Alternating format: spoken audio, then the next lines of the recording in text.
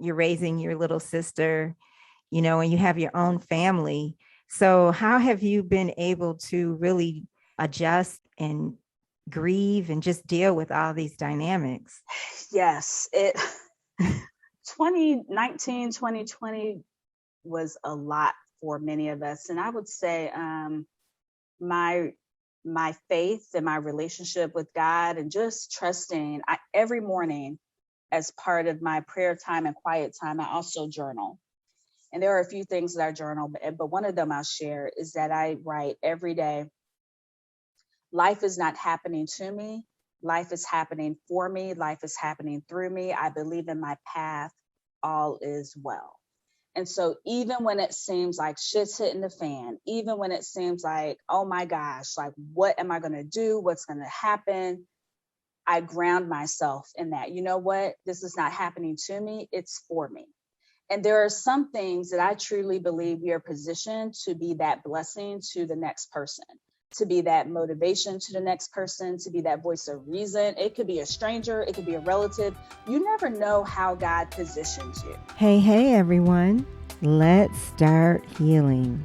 I'm Adrienne Murchison, and welcome to episode 73 of the Let's Start Healing podcast. We have more in common than we think, and what we have in common can change the world. I am back with part 2 of my conversation with Naomi Clark. Naomi is a self-described feminist financial coach and consultant. And she is that outspoken girlfriend who is going to say a lot of the things that sometimes we're thinking in our heads. And we're going to get to our conversation today, a continuation of part 1, where she is talking about who she is as a person, what drives her in this work, her spiritual path, and some of the twists and turns that came up unexpectedly during this pandemic. In part 1 of our conversation, if you listened already, Naomi is talking about some of the reasons why money troubles can get in our way. So let's get to it. Let's meet her once again and let's start healing. Well, so let's shift a little bit. And I don't know, this question just comes from the very beginning of this conversation. This question just comes up for me. How would you describe who is Naomi? Ooh, depending on who you ask, I'm sure they'd have a whole bunch of different thoughts on it. But I will describe myself in terms of my values. Yeah. And I won't sit up here and list all of them, but I do believe in the power of everyday people. That to me means you don't have to have a whole bunch of money. You don't have to have a big business title. You don't have to be a famous person. You don't have to be some judge or senator or, someone that, is well known to make a difference. Mm-hmm. Because I go back to every human being has value. Every person who's listening to this podcast, they have value, and it has nothing to do with how much money they do or do not have, how much education they do or do not have, who they do or do not know, or any of the things that sometimes we could start to kind of get distracted by in the world that we live in today. I believe in speaking truth to power. I don't think anyone is above doing what's right, being held to account, having personal accountability, especially when they are in positions of power where they are impacting people's lives. It could be the manager at a company that's making pay raise decisions and promotional decisions, all the way to, a school board member whom is making decisions on if masks will or will not be required. And so I believe that everyone deserves to be heard, and therefore no one is above being held to account. Right. I also believe that because oppression can happen personally as well as historically and at an aggregate context. So by that, I mean the fact that, for example, women were not allowed to open their own checking accounts up until the 1970s, when a law was passed where you didn't have to have a male cosign. But also there are some women who may be in marriages where, because they are not earning the income, somehow they are not equal in saying what's Right. done with the money. And Right. so to me, that is a form of being in an oppressive relationship where you don't have a say. Although you may not be earning income from outside the home, you are part of an equally yoked partnership or Yeah. marriage. Yeah. And so, you know, you say, who is Naomi? I'm like, I don't give a shit how much money you do or do not make. Everyone deserves to have autonomy and agency. And I'm that person that will say something. I am Yeah. that outspoken girlfriend. And that's literally why it's the name of my podcast. I have to say something. I love that. It had me thinking of about early 2000s, or yeah, because it was shortly after 9/11. I was in this relationship, and it was long distance. And he was a successful man in corporate America, made a lot more money than I did. And when we would get together, especially when I would go visit him, I would notice that maybe about 3 days in, we would get into arguments. His attitude would change, and after a while, I said, I'm going to try to pinpoint what the shift is. Yeah. What is going on here? And I realized that it was the money, Mm. because he was paying for everything. And it was annoying and aggravating him. He was footing the entire bill. I couldn't afford to live up to those standards, that he was putting out there for us. Mm-hmm. I mean, I Mm-hmm. had to do everything to get myself together to get there, but he was paying for the transportation, paying for everything. And so I realized that after that relationship, that shifted me, because it's exactly what you said. I'm equal no matter what. Right. No matter Exactly. what.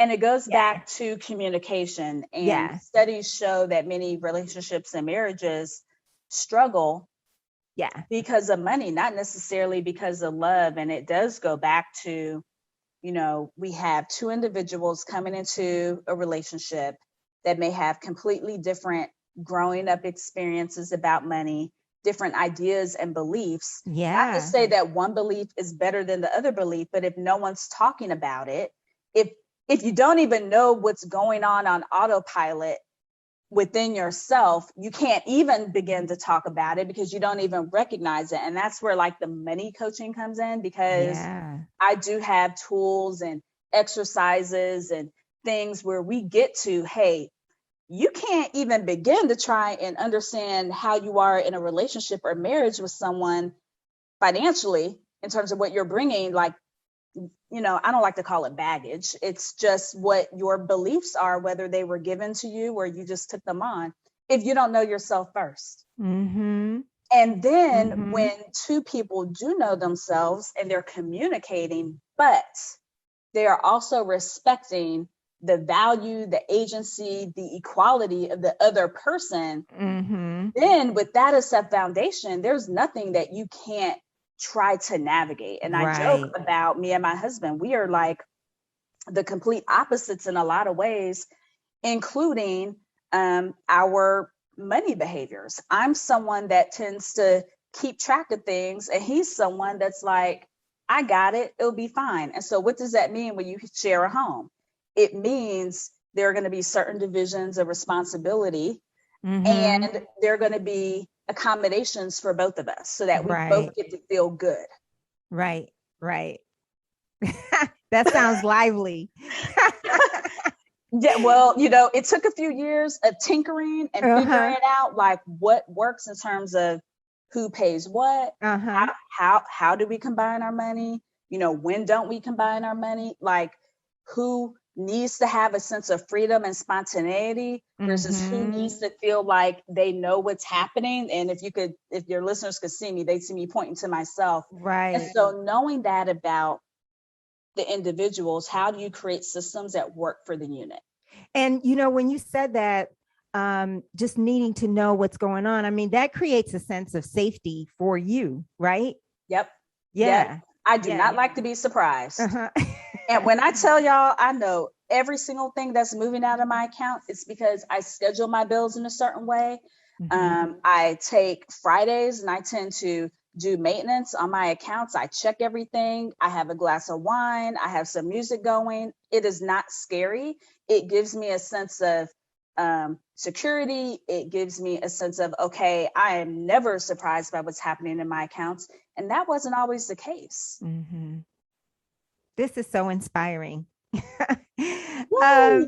Yeah. So talk about your family a little bit. I loved when we first spoke on the phone and you were sharing a little of how you are raising your youngest sibling, Sister. your Yep. younger sister, and you have kids, right?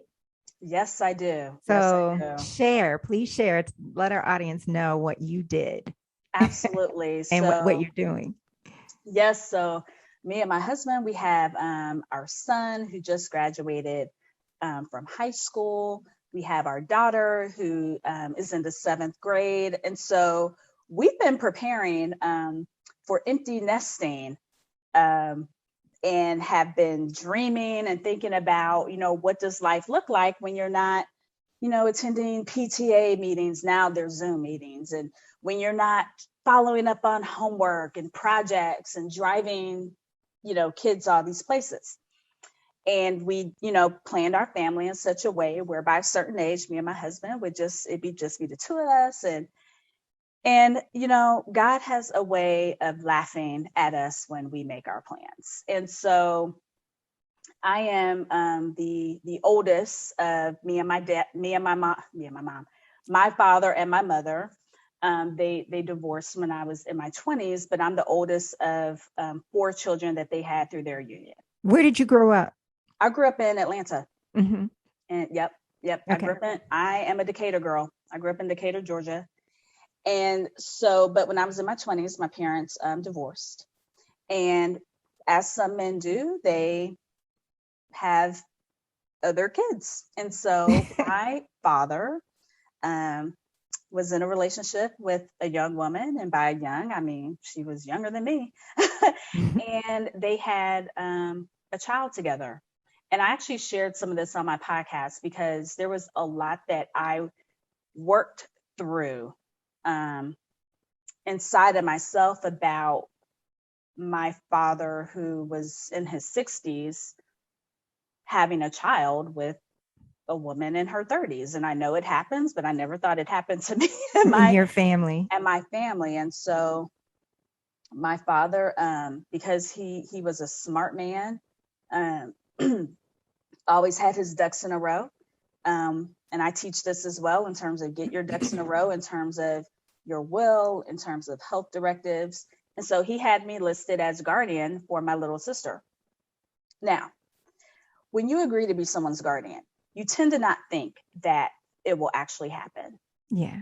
But that's what actually happened. My little sister's biological mother passed away.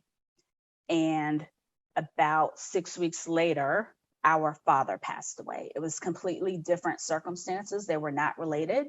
But I was quite shocked when her mom passed away, because I expected, due to the age difference, that I would have a relationship with her mother over the years, so I could then have a relationship with my baby sister. What year did they pass? 2019.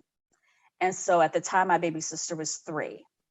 And so literally, I came back from the hospital after my father passed with my baby sister and said, "Hello, honey. we had, congratulations. It's you and us, kid. We have a 3-year-old." And Yeah. so, I can, with time, I can, really appreciate what I believe has been God's plan all along.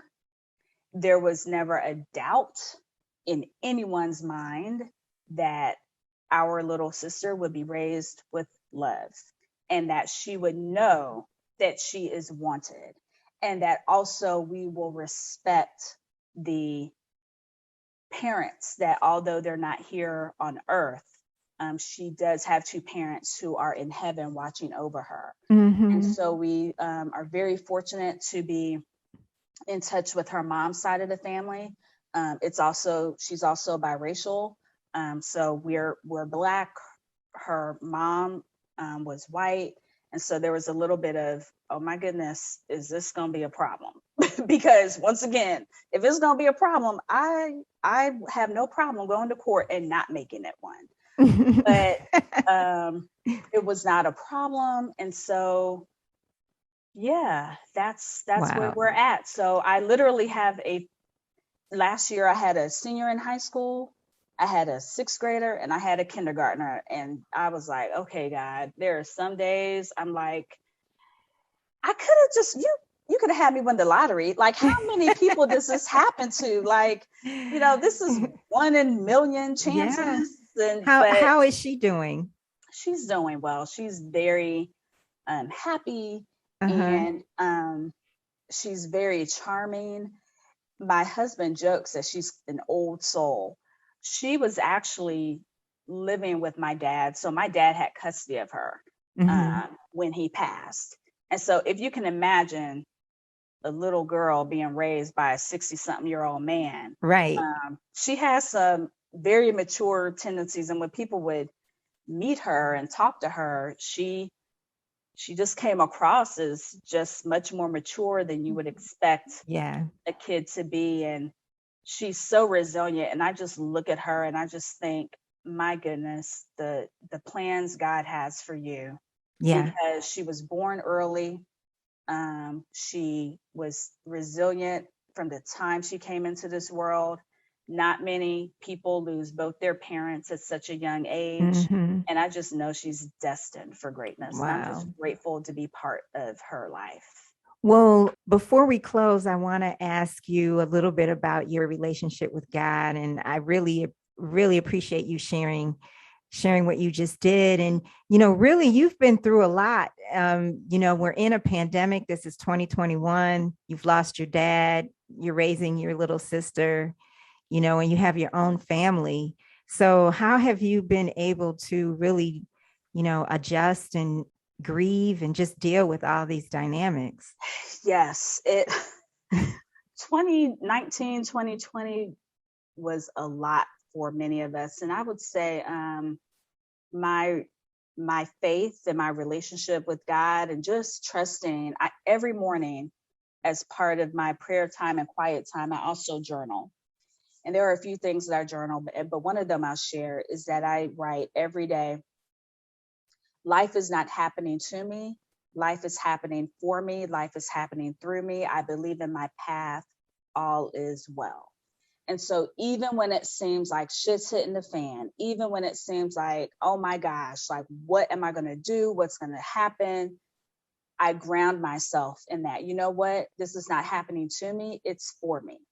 And there are some things that I truly believe we are positioned to be that blessing to the next person, to be that motivation to the next person, to be that voice of reason. It could be a stranger, it could be a relative. You never know how God positions you. Mm-hmm. And so that's why I believe in really developing that trusting relationship with yourself, because when you develop that trusting relationship with yourself, you're tapping into the divine part of you, which is where God's voice is. And so then God's voice can speak through you, and you end up doing things and saying things, and it may be subconscious. You may never know how you impact someone, because oftentimes you can't know.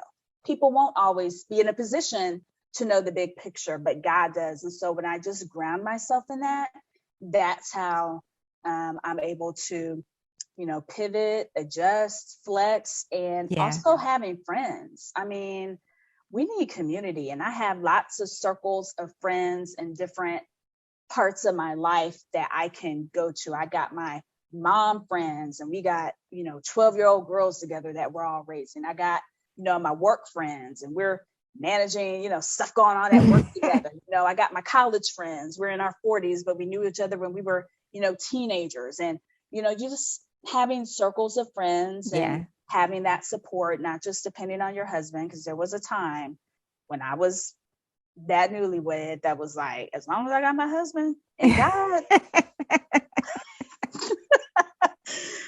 I've since learned different.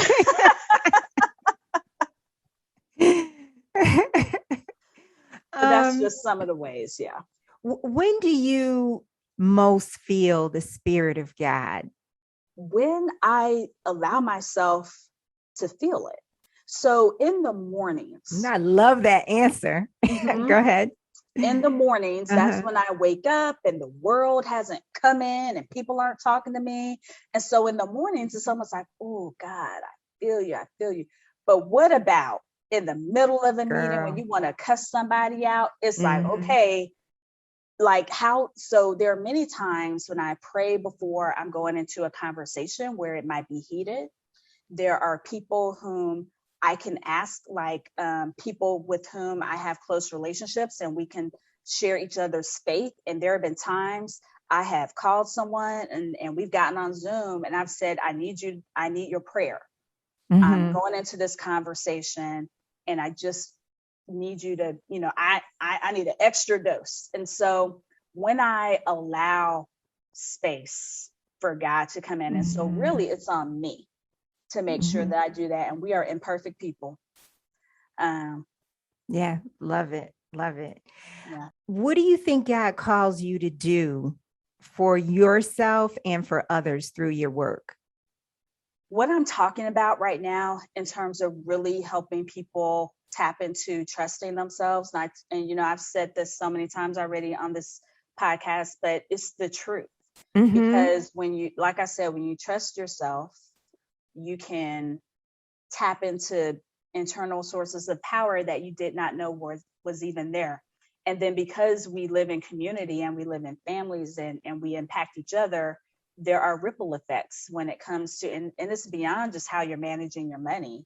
I'm going to be talking to a group of people this week coming up, and the theme I'm going to be talking with them about is self-trust as a form of self-care.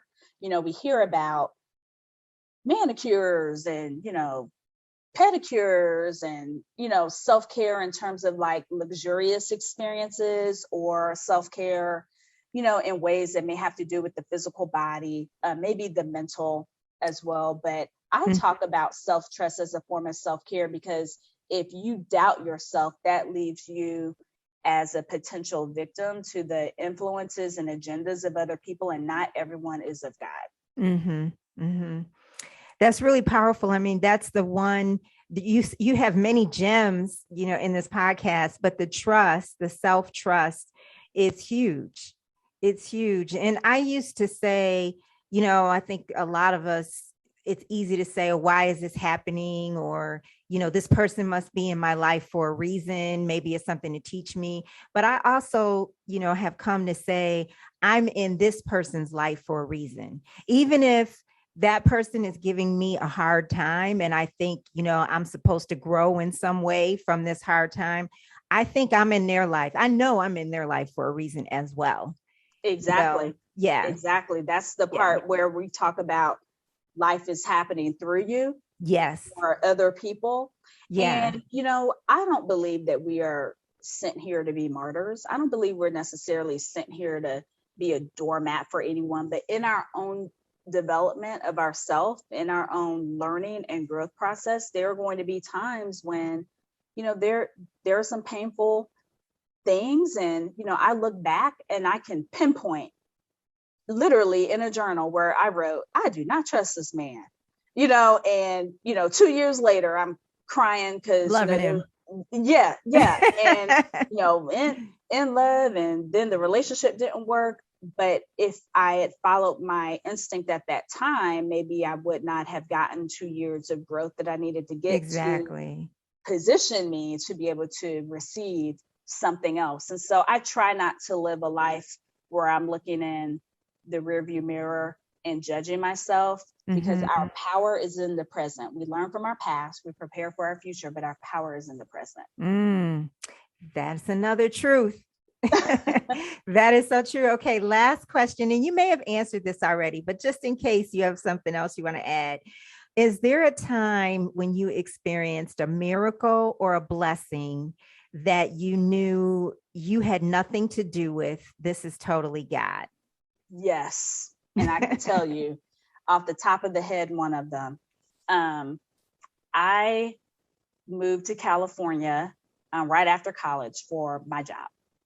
And when I count the years that I'd been away from home, which is Georgia, when I count my college years and the years I've been working, I've been away for about 8 years. And I decided that I wanted to move back home. And so at the time, I was 20, 27, 26 years old. Like, I'd have to do the math, but I was definitely in my 20s. I had my son, who was 1 at the time, and we were living in an apartment in California. And the only asset that I had was a car. I wasn't a homeowner, had a job, but, was relatively young. And I woke up one morning and I was like, fuck this, I am moving home. So I went rent to rent on my apartment, and I submitted my resignation. Mm-hmm. Turns out my boss never turned in my resignation to HR. I was actually getting ready to get on an airplane to fly to Atlanta to interview at Home Depot, because they're headquartered here. Mm-hmm. And I remember she called me, and this is like 2004. This is before iPhones, before laptops, and this remote work we got going on right now. So if folks can go way back, this was not normal. What she was about to say, which was this: if I can find you a place to work in Atlanta, in other words, our company has multiple offices. She was like, if I could find you a place to sit, will you stay with the company? Now, I'm a handful of years out of college. Mm-hmm. It's not like they couldn't hire someone else to take my job. She could have just submitted my resignation to HR and I'd be done. But that didn't happen. And so not only was I able to move back home, live with my father, because my parents had just gotten divorced. He was in this big old house. He was like, yeah, come on.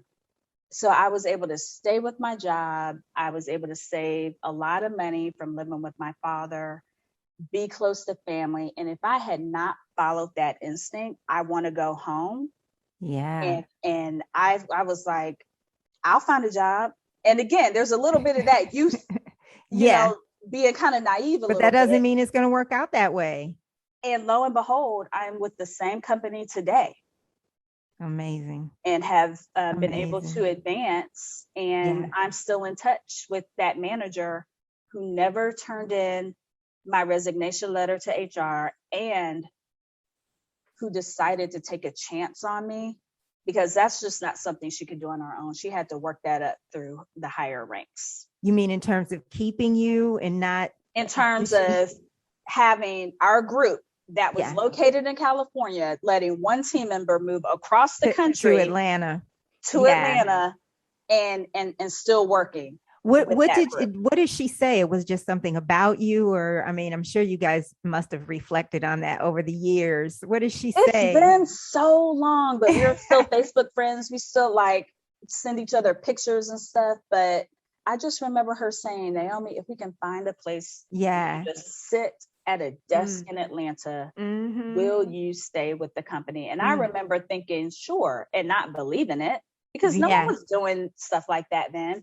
And so to me, that is that was a real turning point, because I was able to move back home, have some financial security. And there have been things I've been able to do at my job over the past 20 plus years that have made a difference in people's lives. Wow. I know that's true. Well, so tell our listeners how they can reach you. Yes. So if they go to my website, which is www.naomiscottclark.com. So I'll spell it out, NaomiScottClark.com. That's where they can find out about my podcast. That's where they can find out about my beliefs and, the people I work with.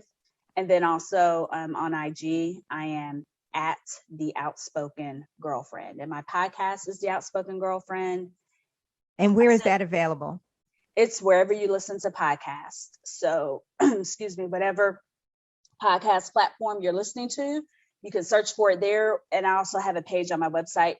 So folks go directly to my website and listen to me from there. And then I'd love for people to join my community. I send out emails, and this is for people who want more money and more power. And so there's a way to sign up for that on my website. That's a must. That's a directive for anybody who's listening. Yes. Wow. Thank you so much for doing this. This has been great. And there's just so much empowerment, that I know that a lot of folks are going to get from this. Thank you, Adrienne. It was so much fun speaking with you. And I can't wait to go back and listen and see what the heck I said, because you had me just flowing, which means it was a good conversation. Good. Thank you. Thank you so much. Bye. Thank you for joining us. Remember, you can listen to all of our episodes on traditional podcast platforms. In the meantime, let's start healing.